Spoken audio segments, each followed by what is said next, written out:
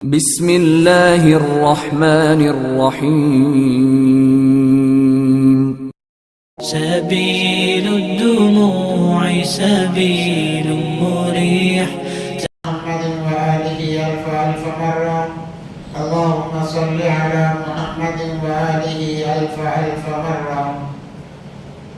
محترم و معزز سامعین کرام، بزرگان دین، عظیم نوجوان ساتھیوں، ایک مرتبہ دل کی گہرائیوں کے ساتھ درود پاک پڑھ لیں. اللهم صل على سيدنا محمد وعلى آل سيدنا محمد وبارك وسلم. معزز سامعین کرام، ہم جس مہینے سے گزر رہے ہیں وہ ماہ محرم الحرام کا مہینہ ہے. محرم کا نام آتے ہی ہمارے ذہنوں میں مختلف باتیں آنا شروع ہو جاتے ہیں. بعض لوگ اس سے سبق حاصل کرتے ہیں اس مہینے سے، اس کی وجہ سے ان کے ایمان میں زیادتی ہوتی ہے، اور بعض لوگوں کے دل و دماغ میں خرافات بلکہ بدعات جنم لیتے ہیں، جس کی وجہ سے ان کا ایمان اور کمزور ہوتا چلا جاتا ہے. معزز سامعین کرام، ہر دن، ہر ہفتہ، ہر مہینہ، ہر سال اللہ تبارک و تعالیٰ کا ہے. اس میں سے اللہ تبارک و تعالیٰ نے چند دنوں کو فضیلت بخشی، چند مہینوں کو فضیلت بخشی ہے. انہی مہینوں میں سے محرم الحرام کا مہینہ ہے. اللہ تبارک و تعالیٰ نے قرآن میں فرمایا ان عدت الشہور عند اللہ 12 شہرا فی کتاب اللہ یوم خلق السماوات والارض منها 4 حرم. 12 مہینے بنانے کے بعد فوراً بعد اللہ تبارک و تعالیٰ نے ان 12 مہینوں میں 4 مہینوں کو فضیلت بخشی ہے. 4 مہینوں کو حرمت والے مہینے قرار دیا گیا ہے، بابرکت مہینے قرار دیا گیا ہے. ویسے دیگر مہینوں کی فضیلت اپنی جگہ موجود، رمضان کی فضیلت اپنی جگہ موجود، شعبان کی فضیلت اپنی جگہ موجود، مگر الگ سے اللہ تبارک و تعالیٰ نے ان مہینوں کا ذکر فرما کر اس کی فضیلت کو واضح کر دیا ہے. اس میں سے 3 لگاتار ہیں، ذی القعدہ، ذو الحج اور محرم. 14 ہے وہ رجب کا مہینہ ہے. اس مہینہ محرم کے مہینے سے یہ جو سال شروع ہو رہا ہے 1446ویں ہجری چل رہی ہے. جیسے میں نے گزشتہ جمعے بتایا، ہجرت کے بعد سے لے کر یہ تاریخ کی ابتدا کی گئی، ہجرت کی تاریخ سے اس کی ابتدا کی گئی تو 1446ویں ہجری یہ چل رہی ہے.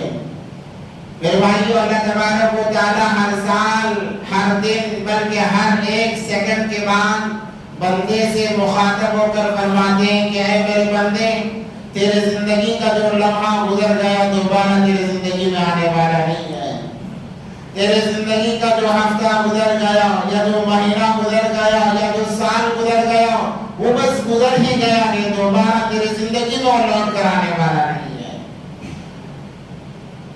ہمیشہ یہ تاکید کی جاتی ہے، یہ اعلان کیا جاتا ہے کہ جب تک اپنے پاس وقت ہے اس کی قدر کر لینی چاہیے. جیسے میں نے گزشتہ میں کہا الوقت اثمن من الذهب، کہ وقت سونے چاندی سے زیادہ قیمتی ہے. سونا چاندی انسان کے پاس سے چلے جائیں دوبارہ حاصل کیا جا سکتا ہے، خریدا جا سکتا ہے، اس پر قابض ہوا جا سکتا ہے. وقت جب گزر جاتا ہے، زندگی ختم ہوتی ہے، وہ دوبارہ وقت ہماری زندگیوں میں نہیں آتا. اس لیے اس کی جتنی قدر کی جائے بہت کم ہے. میرے بھائیوں، خلاصہ کلام یہ ہے کہ یہ نیا سال ہمیں آگاہ کرنے کے لیے آیا ہے کہ دیکھو تم نے پچھلے سال کیا کیا کیا ہے. وہ گناہ جو پچھلے سال کے اس سال میں نہ دہرایا جائے، وہ خرافات جو ہم نے پچھلے سال کیے ہیں اس سال میں نہ دہرائیں، کیونکہ ہم موت کے بالکل قریب ہوتے چلے جا رہے ہیں. خرافات سے اپنے آپ کو بچائیں، بدعات سے اپنے آپ کو بچائیں. یہ باتیں اس لیے کہی جا رہی ہیں کہ ہمارے ذہنوں میں سنی سنائی باتوں کی وجہ سے بہت ساری خرافات دل و دماغ پر سوار ہیں، بلکہ ہم بہت سارے بدعات میں لگ جاتے ہیں، خصوصاً ان مہینوں کے اندر۔ محرم کے بارے میں مشہور کہ یہ غم کا مہینہ ہے، یہ رنج و غم کا مہینہ ہے، خوشی اس کے اندر نہ منائی جائے، شادی بیاہ اس کے اندر نہ کیا جائے۔ کیوں؟ اس لیے کہ اس مہینے کے اندر سیدنا حضرت حسین رضی اللہ تعالیٰ عنہ کی شہادت ہوئی ہے۔ اس بات کا انکار نہیں کیا جا سکتا کہ اس مہینے کے اندر نواسۂ رسول صلی اللہ علیہ وسلم کی شہادت ہوئی ہے، مگر اس کا مقام و مرتبہ نواسۂ رسول کی پیدائش سے ہزاروں سال پہلے اللہ تبارک و تعالیٰ نے واضح فرما دیا۔ اس مہینے کا مقام اس لیے نہیں ہے کہ نواسۂ رسول کی شہادت ہوئی ہے، اس لیے نہیں ہے کہ سیدنا عمر فاروق رضی اللہ تعالیٰ عنہ کی شہادت ہوئی ہے۔ اس مہینے کا مقام تو اللہ تبارک و تعالیٰ نے جیسے ہی نظام مہینوں کے بنائے، اسی وقت میں اس مہینے کی افضلیت کو بیان فرما دیا، جس کو پیارے آقا صلی اللہ علیہ وسلم نے فرمایا افضل الصیام بعد رمضان، رمضان کے روزوں کے بعد سب سے بہترین روزہ، سب سے بہترین روزہ، سب سے افضل روزہ شہر اللہ المحرم، وہ اللہ کے مہینے محرم کا روزہ ہے۔ اللہ تبارک و تعالیٰ نے کسی مہینے کے لیے یہ نہیں کہا کہ یہ میرا مہینہ ہے، مگر محرم کے بارے میں کہا شہر اللہ المحرم، رواہ ترمذی، ترمذی نے اس کو روایت کیا ہے۔ اسی لیے رمضان کے روزے فرض ہونے سے پہلے محرم کے عاشورہ کا روزہ فرض تھا، ہر قوم اس روزے کو رکھا کرتی۔ جب نبی پاک صلی اللہ علیہ وسلم ہجرت کر کے مدینہ منورہ تشریف لے گئے، دیکھا کہ یہود و نصارہ پابندی کے ساتھ میں عاشورہ کا روزہ رکھتے ہیں،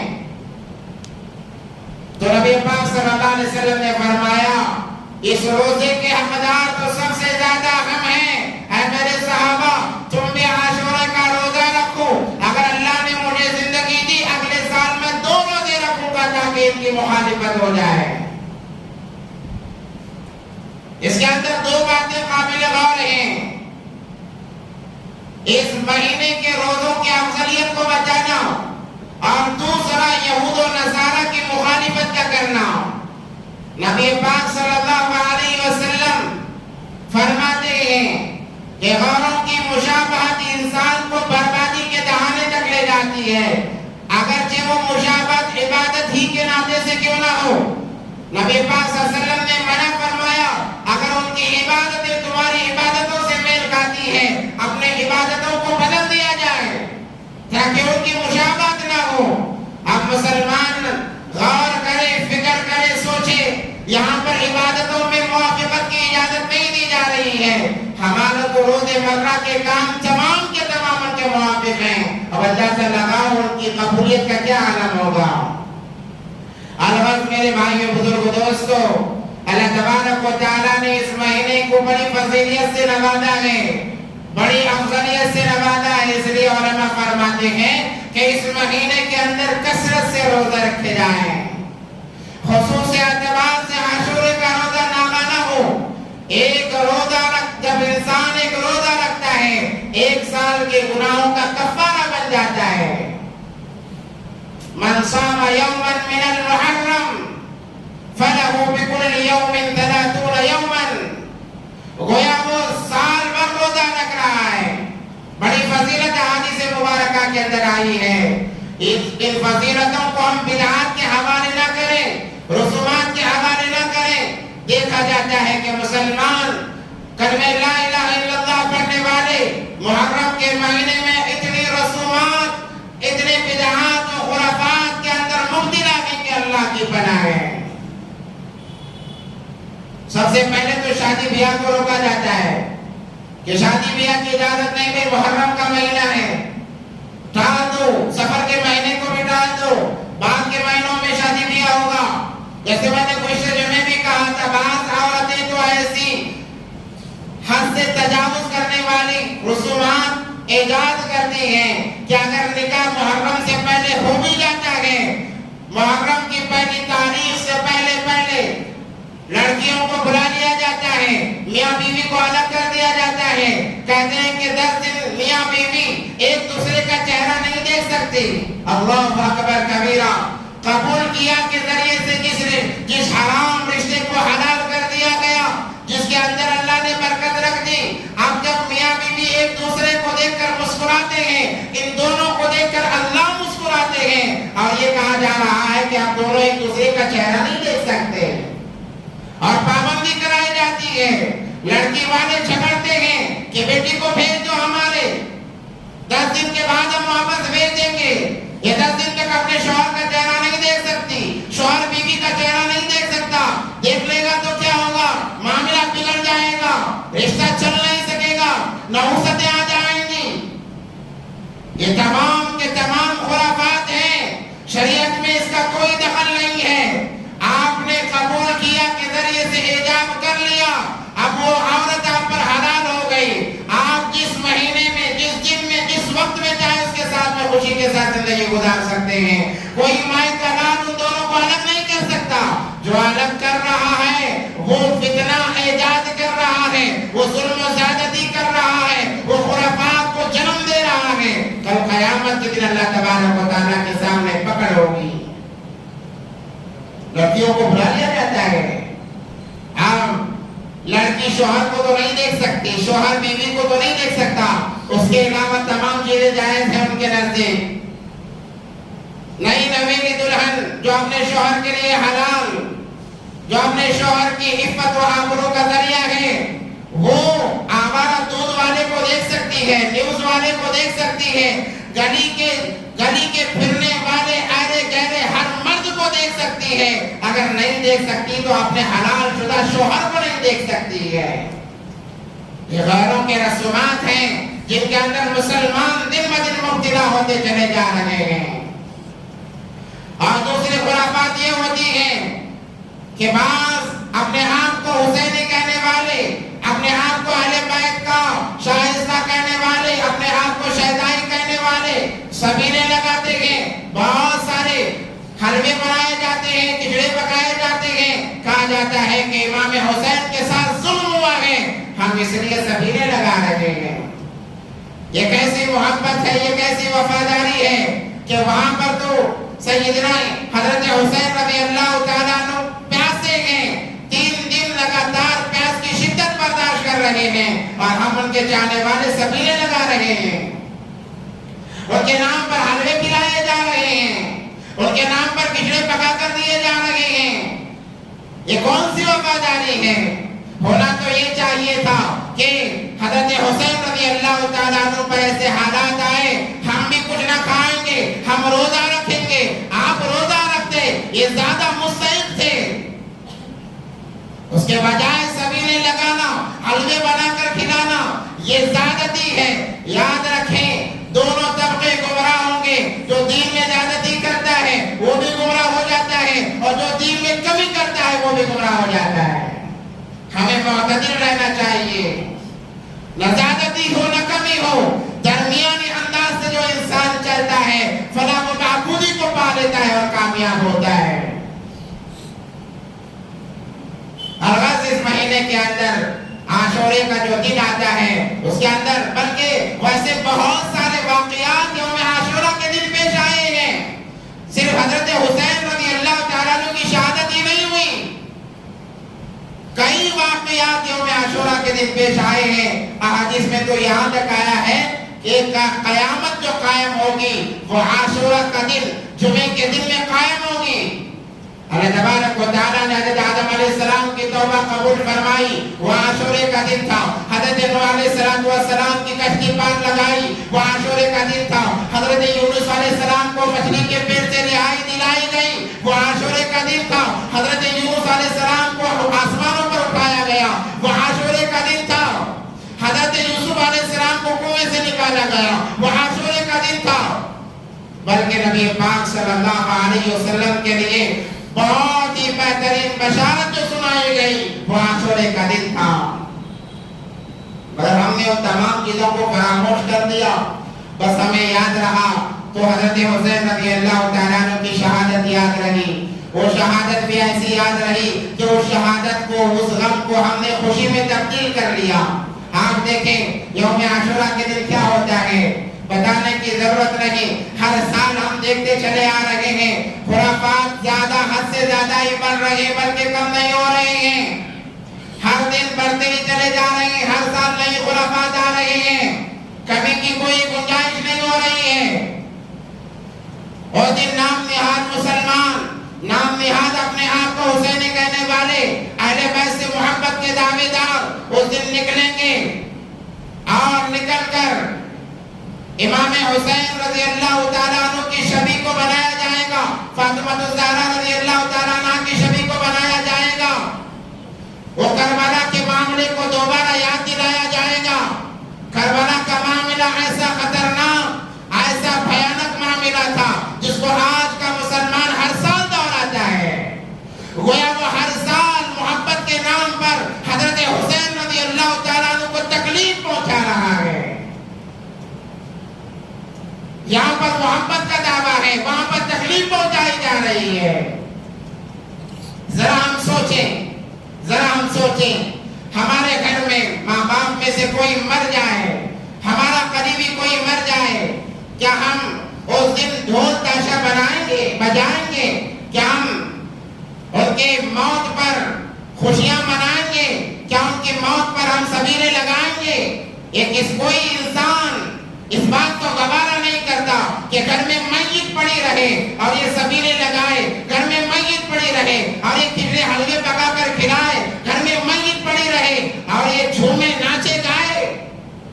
جب اپنے لیے, اپنے ماں باپ کے لیے, اپنے رشتہ دار کے لیے یہ عمل محبوب نہیں, ہمیں یہ عمل پسند نہیں ہے. وہ تو نواسۂ رسول ہیں, جنتوں کے جنت میں نوجوانوں کے سردار ہیں, ان کے لیے ہم یہ چیزیں کیسے سوچی جا سکتی ہیں؟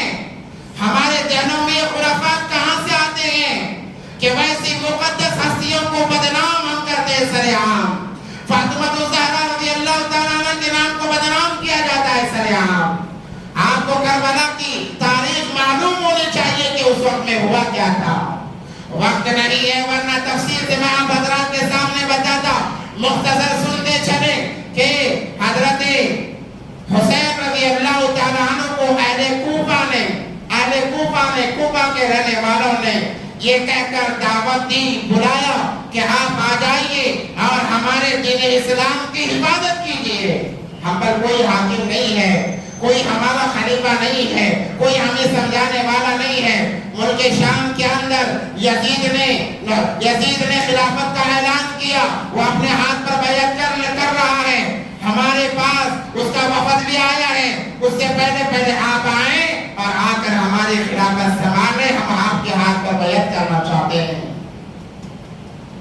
حضرت حسین رضی اللہ تعالیٰ عنہ کے بعد جب خطوط زیادہ آنے لگے, حضرت حسین رضی اللہ تعالیٰ عنہ نے سفر کیا مدینے سے مکہ کی طرف تاکہ یہ معاملہ تھم جائے. کیونکہ حضرت حسین رضی اللہ تعالیٰ عنہ کو معلوم کہ اہل کوفہ غدار لوگ ہیں.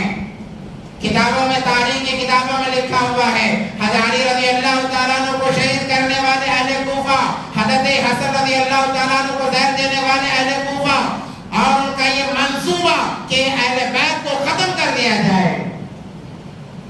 مگر ان کے خطوط مکہ مکرمہ میں آنے لگے, بلکہ موٹے بڑھ گئے خطوط کی وجہ سے. جب حد سے بات آگے بڑھ گئی, انہوں نے ایک خط روانہ کیا. اس خط کے اندر یہ لکھا ہوا تھا کہ اگر آپ نہیں آئے ہمارے ایمان کی حفاظت کے لیے, ہماری شریعت کی حفاظت کے لیے, کل قیامت کے دن آپ کے نانا کے سامنے ہم آپ کی شکایت کریں گے کہ آپ کے نواسے کو ہم بلاتے رہے اپنے ایمان کی حفاظت کے لیے, دین کی حفاظت کے لیے, آپ کے نواسے نے کوئی توجہ نہیں کی. جب یہ خط حضرت حسین رضی اللہ تعالیٰ عنہ نے پڑھا تو کہا کہ اب مجھے جانا چاہیے.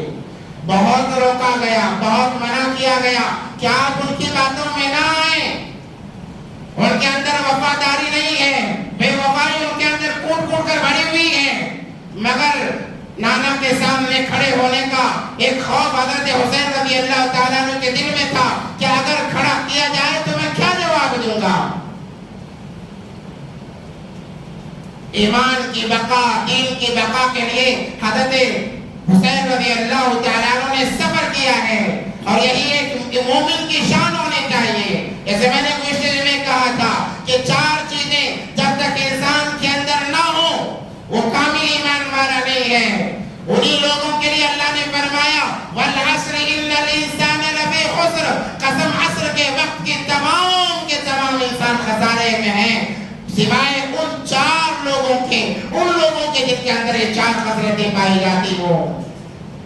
الا الذین آمنوا، سب سے پہلے ایمان کا ہونا، وعملوا الصالحات، نیک اعمال کا ہونا، ایمان بھی ہو نیک اعمال بھی ہو، وتواصوا بالحق، تیسری جو صفت ہے وہ حق گوئی ہونی چاہیے، حق بات ہونی چاہیے، حق کے لیے اپنے آپ کو انسان ختم کر دے، یہ جذبہ یہ شوق ہونا چاہیے۔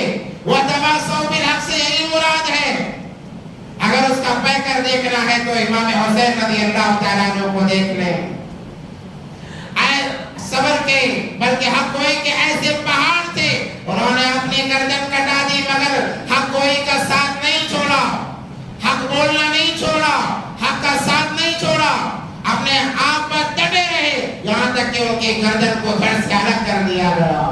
الغرض حضرت حسین رضی اللہ تعالیٰ عنہ اپنے ساتھ اہل و عیال کو لے کر، بھائیوں کے بچوں کو لے کر کل 70 یا 72 کا یہ قافلہ روانہ ہوتا ہے اہل کوفہ کی طرف، کوفہ کی طرف۔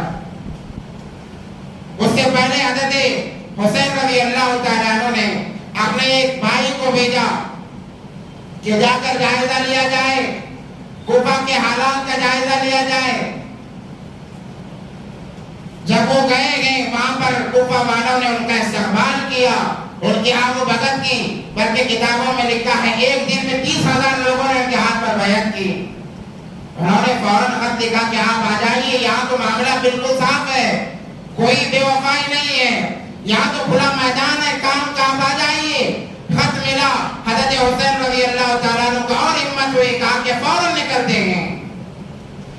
انہوں نے وہاں سے خط روانہ کیا، ابن زیاد کوفہ پر مسلط ہو گیا اور اس نے ان کے بھائی کو شہید کرا دیا۔ حضرت حسین رضی اللہ تعالیٰ عنہ کو کچھ خبر نہیں ہے کہ بھائی کی شہادت ہو چکی ہے۔ وہ دن بدن منزل طے کرتے کرتے نینوا جسے کربلا کہا جاتا ہے وہاں پر پہنچے، جب پتہ چلا کہ ان کے بھائی کو شہید کر دیا گیا ہے۔ اب سوچ میں تھے کہ کیا کیا جائے۔ قافلے آ گئے لڑائی کے لیے، فوجیں آ گئی لڑائی کے لیے، حضرت حسین رضی اللہ تعالیٰ عنہ سے بیعت کرانے کے لیے۔ ابن زیاد یہ بڑا کمبخت انسان تھا۔ کربلا کے واقعے کے اندر ابن زیاد اور شمر یہ 2 بڑے بہت خطرناک نام ہیں۔ انہوں وقت کا فرعون کہا جائے کم ہے، وقت کا شداد اور حامان کہا جائے کم ہے، وقت کا ابلیس کہا جائے تب بھی کم ہے۔ اور اس کے ساتھ ان تمام کا باپ یزید کہلاتا ہے۔ الغرض یہ تمام کے تمام قافلے آئے، فوجیں آئیں اور امام حسین رضی اللہ تعالیٰ عنہ کے خاندان جو 70 یا 72 عورتیں ملا کر، لڑنے کا کوئی ارادہ نہیں تھا، جنگ کا کوئی منصوبہ نہیں تھا، جنگ کا کوئی سامان نہیں تھا، یہ تو دین کی تبلیغ کے لیے، دین کی اشاعت کے لیے قافلہ سفر کر رہا تھا۔ مگر انہیں روکا گیا کربلا کے موقع پر، کربلا کے میدان میں، اور یہ کہا گیا ابن زیاد اور سمر کی طرف سے کہ تمہیں اگر اپنے جان کی امان چاہیے یزید کے ہاتھ پر تمہیں بیعت کرنا ہوگا، یزید کو تمہیں خلیفہ ماننا ہوگا۔ اب یہاں حق گوئی سامنے آتی ہے۔ اگر حضرت حسین رضی اللہ تعالیٰ عنہ چاہتے یزید کے ہاتھ پر بس اتنا کہنا تھا کہ میں یزید کو خلیفہ مانتا ہوں، ان کی یہی شرطیں تھی، آپ کہہ دو کہ یزید ہمارا خلیفہ ہے، آپ کو چھوڑ دیا جائے گا، آپ کو مالا مال کیا جائے گا، دنیا کے آفر دیے جا رہے ہیں، دنیا کی نعمتیں سامنے لا کر رکھی جا رہی ہیں، بس ایک بات کہہ دو کہ یزید ہمارا خلیفہ ہے۔ مگر حضرت حسین رضی اللہ تعالیٰ عنہ نے کہا کہ میری 3 شرطیں ہیں، آپ تینوں میں سے ایک کام کر دو، میں لڑنا نہیں چاہتا ہوں۔ وہ کیا ہے کہ آپ مجھے یزید سے ملنے دو، میں جا کر خود بات کر لوں گا یزید سے، یا پھر مجھے کسی ملک کی طرف بھیج دو جہاں پر میں اللہ کے راستے میں ہمیشہ جہاد کرتا رہوں گا، یا تو اپنے جگہ واپس مجھے جانے کی اجازت دی جائے۔ مگر کمبخت ابن زیاد اور شمر نے اس کی بھی نوبت لانی نہیں دی، کہا کہ یہ نہیں ہو سکتا ہے، آپ کو بیعت کرنا ہوگا یا پھر آپ نے ہم سے لڑنے کے لیے تیار ہونا ہوگا۔ ایک طرف 72 کا قافلہ عورتوں کو ملا کر اور ایک طرف کم سے کم 10,000 سے 30,000 کا لشکر ہے، وہ بھی شہ سوار تلواروں کے ساتھ میں۔ اب اندازہ لگاؤ کیا معاملہ پیش آیا ہوگا، وہ کیسی گھڑی تھی۔ اور حضرت حسین رضی اللہ تعالیٰ عنہ کو بلانے والے سامنے سب بنا کر کھڑے ہوئے ہیں۔ حضرت حسین کہہ رہے ہیں تم نے مجھے دعوت دے کر فلاں وقت میں خط لکھا تھا، اس میں تمہارے دستخط ہیں، تمہارے نام ہیں، اب تم ہی میرے خلاف لڑنے کے لیے آئے ہو۔ جب یہ بات وضاحت کر دی حضرت حسین رضی اللہ تعالیٰ عنہ نے، اہل کوفہ کو ڈر محسوس ہوا کہ اگر کہیں یہ ایسے ہی چلے گئے، ہمارا نام یزید کے سامنے آ گیا کہ ان کو ہم نے دعوت دی تھی، ہماری خیر نہیں، انہوں نے کہا اس سے بہتر ہے کہ ان کو ختم کر دیا جائے۔ انسان جب ضد پر آتا ہے، مکاری کو اپناتا ہے، دغابازی کو اپناتا ہے۔ اہل کوفہ نے دونوں کام کیے اور نہایت اہل بیت کے ساتھ میں غداری کا مظاہرہ کیا، ایسا مظاہرہ کیا، ایسا معاملہ کیا کہ رہتی دنیا تک یہ تمام چیزیں دوہراتی جائیں گی، ان کو دوہراتا جائے گا، دوہرایا جائے گا ہمیشہ۔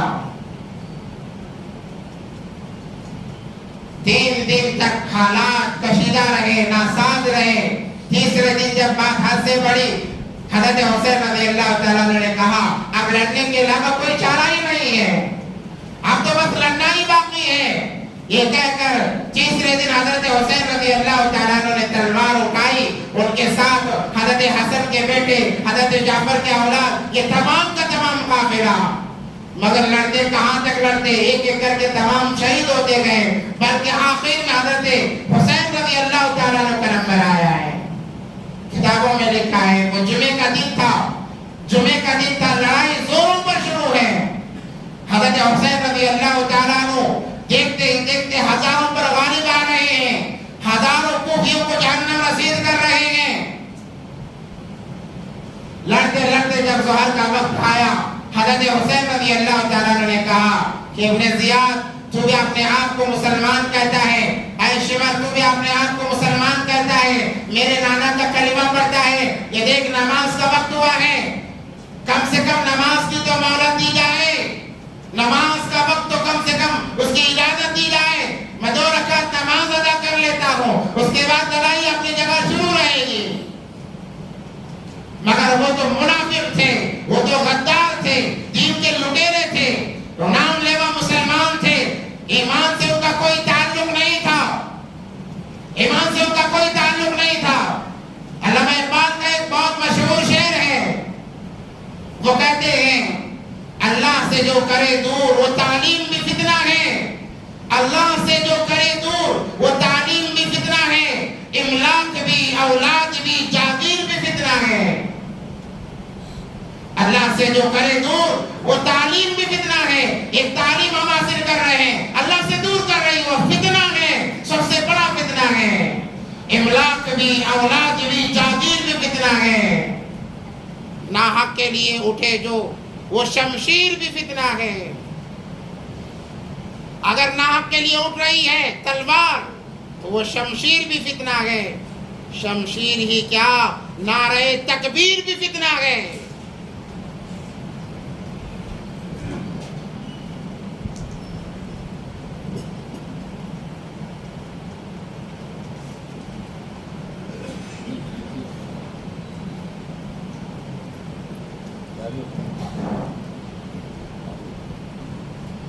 ناحق کے لیے اٹھے جو وہ شمشیر بھی فتنہ ہے، ناحق کے لیے تلوار اٹھا رہا ہے وہ شمشیر بھی فتنہ ہے، اس سے کوئی فائدہ نہیں ہوگا۔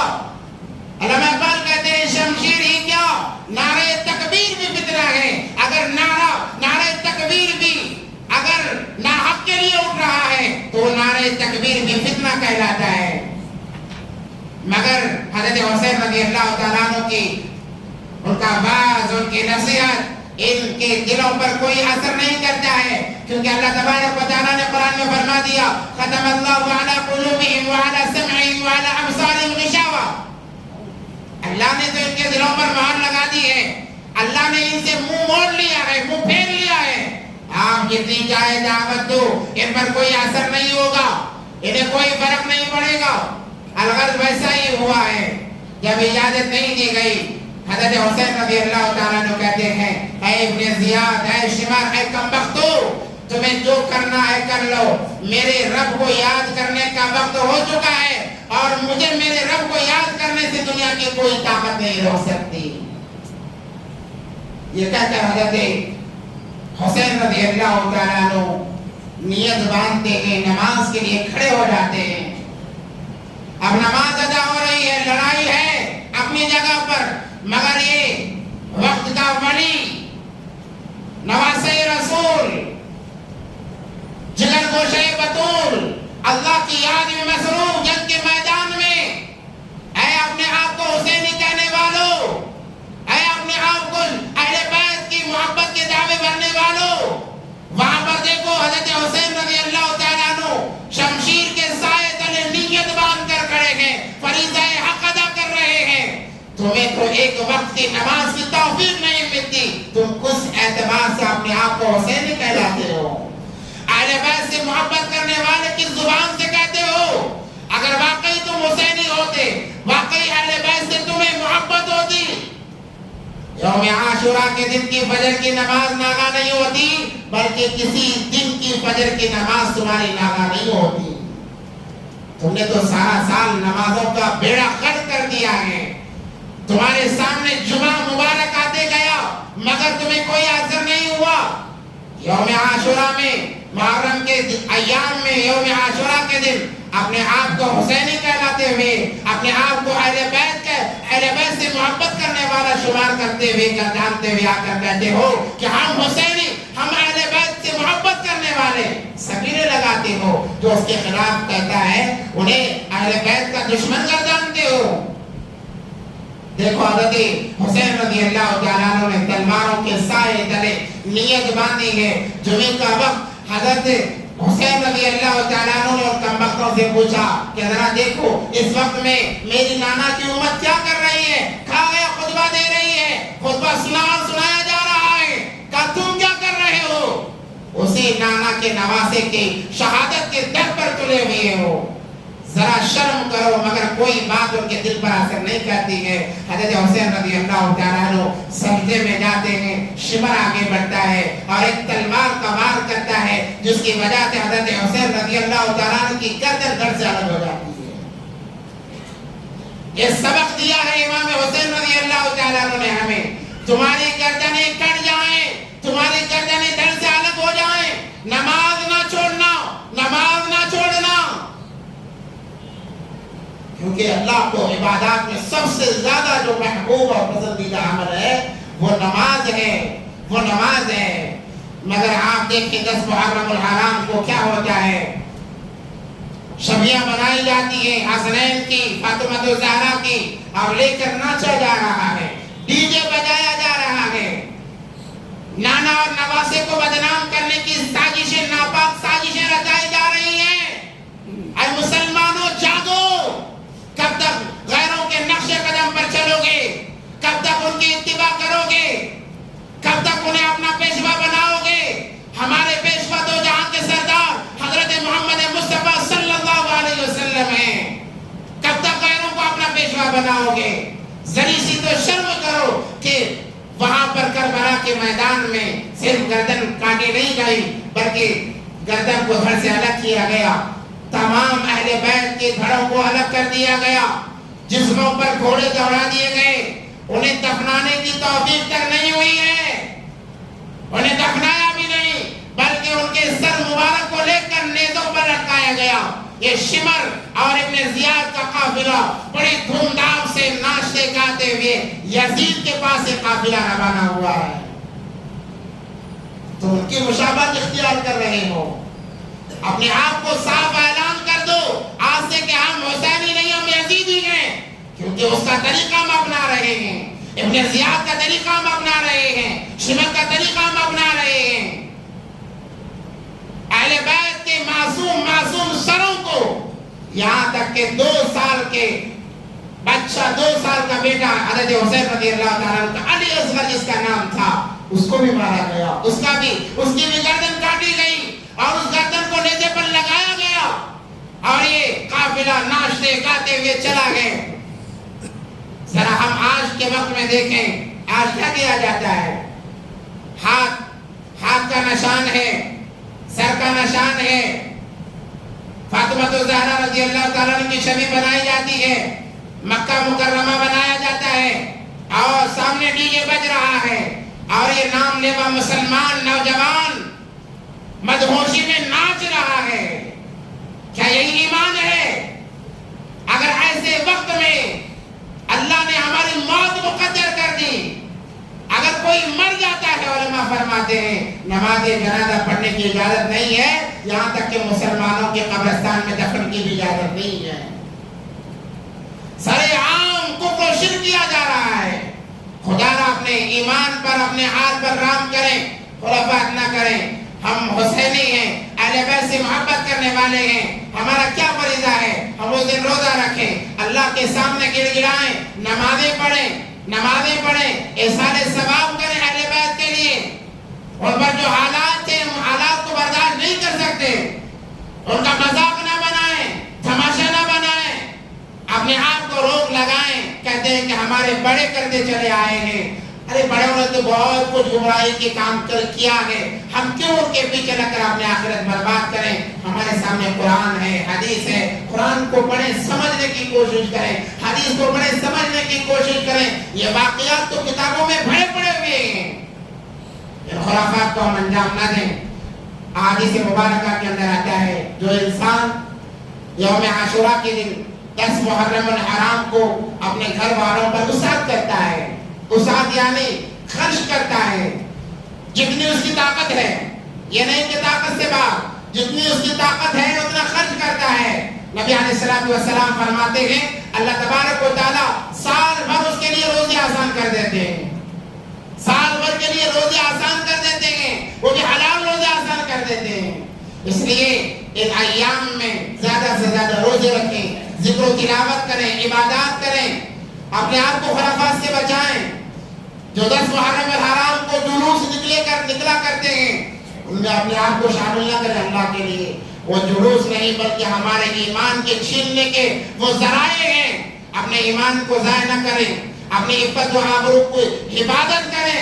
خدا را اس جلوس میں جانے سے اپنے آپ کو بچائے رکھیں، یہ سوچ کر کے میرا اللہ بہتر جانتا ہے، میرا اللہ بہتر جانتا ہے۔ ہم اہل بیت سے محبت کرنے والے ہیں، ان کی محبت میں کم سے کم اپنے آپ کو اس جلوس سے روک کے رکھیں۔ تو میں نے کہا تھا گلشن کہ 4 چیزیں ہونی چاہیے، ایمان ہو، الا الذین آمنوا وعملوا الصالحات، نیک اعمال، وتواصوا بالحق، حق کوئی ہمیشہ، چاہے جیسا بھی وقت ہو، جس کے سامنے بھی ہمیں کھڑا کیا جائے، حق بات کرنے میں ذرا بھی نہ ہچکچائیں۔ قل الحق وان کان مرا کما قال علیہ الصلوۃ والسلام۔ اور تیسری چیز، آپ جب ان چیزوں پر جمیں گے، حالات آئیں گے، ان حالات پر صبر کریں، اللہ آپ کو مرنے سے پہلے ولی بنا کر موت دے گا۔ آپ کی موت اس وقت تک نہیں آئے گی جب تک آپ کے سر پر ولایت کا تاج نہیں ہوگا، ولایت کا سایہ نہیں ہوگا۔ یہ 4 کام کو مضبوطی سے اپنے اندر داخل کر لیں، اللہ پر ایمان، اس کے رسول اللہ صلی اللہ علیہ وسلم پر ایمان، نیک اعمال، ہمیشہ نیک اعمال کرتے رہیں، اور حق بات کو بے دنگ عالم حق بات کرتے رہیں، اور پر جو حالات آتے ہیں اس پر اللہ کے لیے صبر کرتے رہیں۔ اللہ تبارک و تعالیٰ آپ کو مسلمان بھی رکھے گا، ایمان والا بھی رکھے گا، بلکہ مرنے سے پہلے ولی بنا کر اللہ تبارک و تعالیٰ اپنے پاس بلائے گا۔ بس اللہ سے دعا کہ اللہ تبارک و تعالیٰ ہم تمام کو ان باتوں پر عمل کی توفیق عطا فرمائے، خرافات سے، بدعات سے اپنے آپ کو بچانے کی توفیق عطا فرمائے، حقیقی معنوں میں اہل بیت سے محبت کرنے کے اللہ تمام کو توفیق عطا فرمائے۔ وآخر دعوانا الحمدللہ رب العالمین۔